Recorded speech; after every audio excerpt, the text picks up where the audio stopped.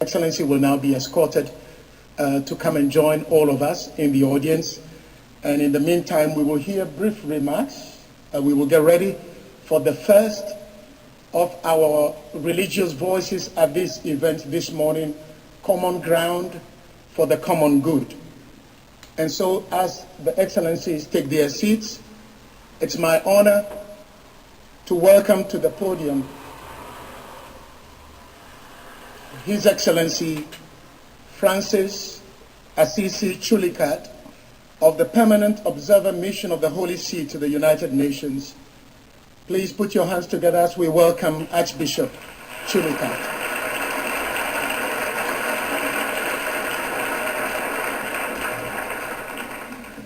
Thank you very much. We don't get that applause often in the General Assembly.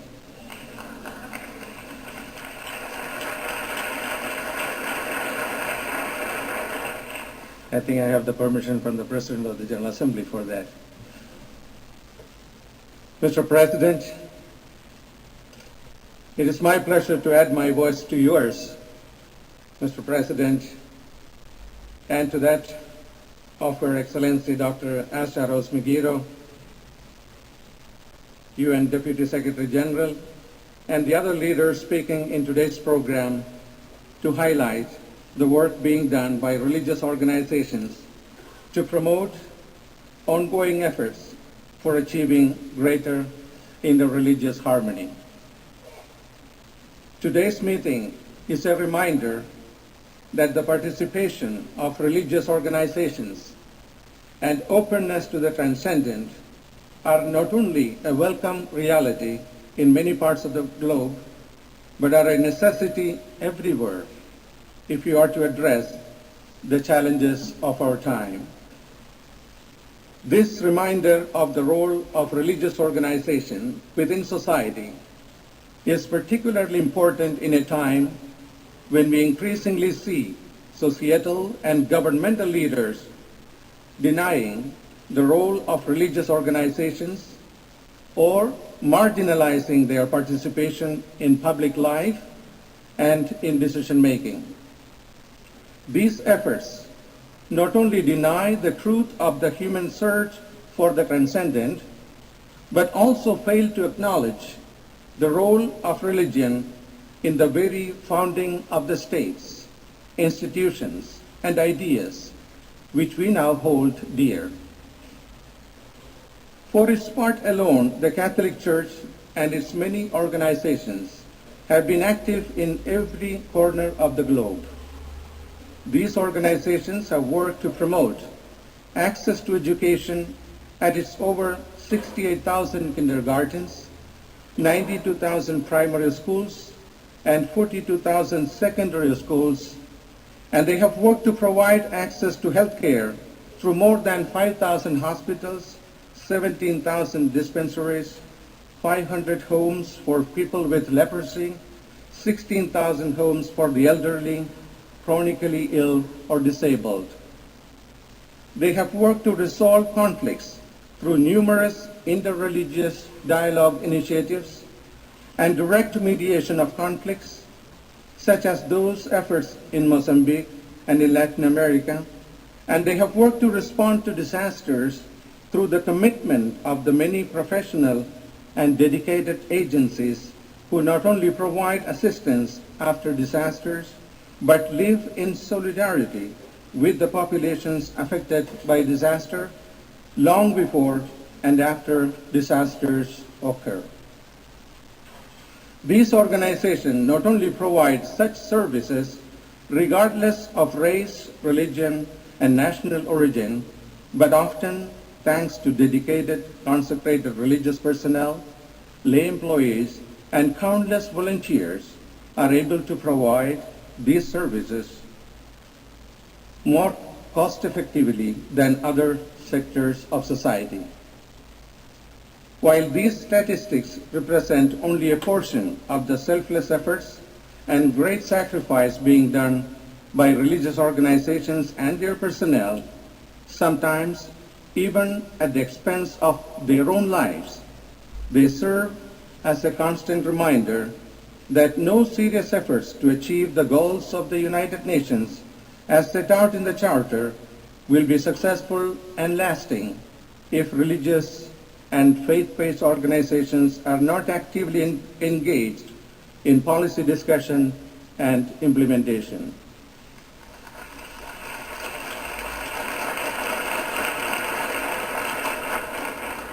Mr. President, the statistics I mentioned a while ago, it was not meant to boast about what the Catholic Church is doing around the world. It was mentioned just as a symbol of how much sacrifice and commitment the religious organizations undertake in getting the message of harmony and brotherhood around the world. And we are so thankful to you for having organized to bring us all together this morning, because oftentimes people think that whatever the religious organizations are doing is a thankless job. But you, Mr. President, have made us understand today that you do appreciate what the religious organizations are doing around the world, and they can indeed play a constructive role in the works of the United Nations.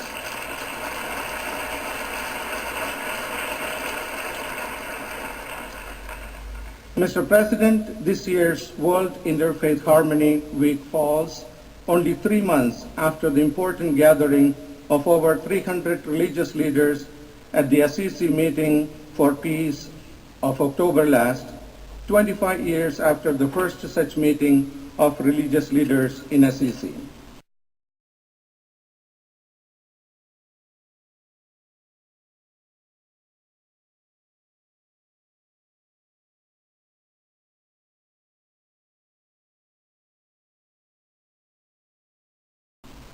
These meetings represent the commitment of church and religious leaders to join forces in promoting peace and rejecting the use of religion as a justification for violence, and to serve as an example for all religious believers of the efforts needed to promote a culture of peace. At this Assisi meeting 3 months ago, Pope Benedict XVI called on all to reject violence as being against the true nature of religion. The Pope stated, and I quote, "If one basic type of violence today is religiously motivated and thus confronts religions with the question as to their true nature and obliges all of us to undergo purification, a second complex type of violence is motivated in precisely the opposite way, as a result of God's absence, his denial, and the loss of humanity which goes hand in hand with it. The enemies of religion see in religion one of the principal sources of violence in the history of humanity, and thus they demand that it disappear. But the denial of God has led to much cruelty and to a degree of violence that knows no bounds, which only becomes possible when an individual no longer recognizes any criterion or any judge above himself, now having only himself to take as a criterion. The horrors of the concentration camps reveal with utter clarity the consequences of God's absence." Unquote.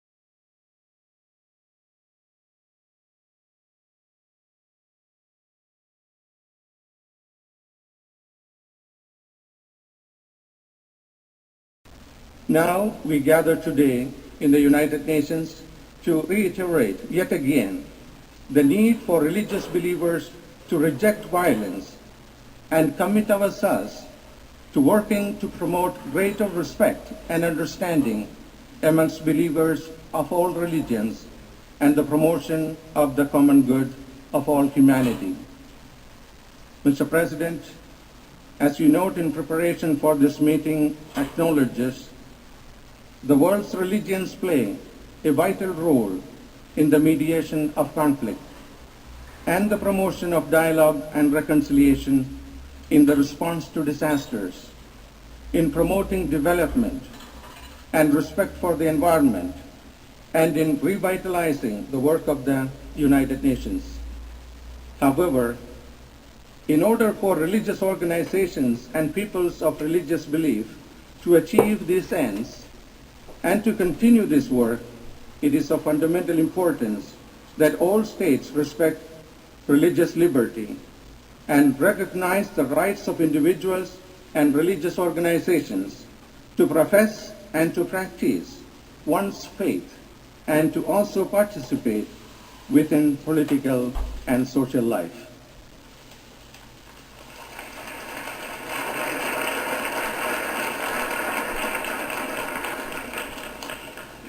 Respect for religious liberty provides the protections necessary for religious leaders and believers of all faiths, not only to practice their faith, but also to provide a voice to the voiceless when circumstances threaten peace and human dignity. It is therefore imperative that all governments and political and religious leaders work together to promote genuine religious liberty so that religious organizations can continue their many contributions to society and work to promote even greater respect for the common good. I thank you.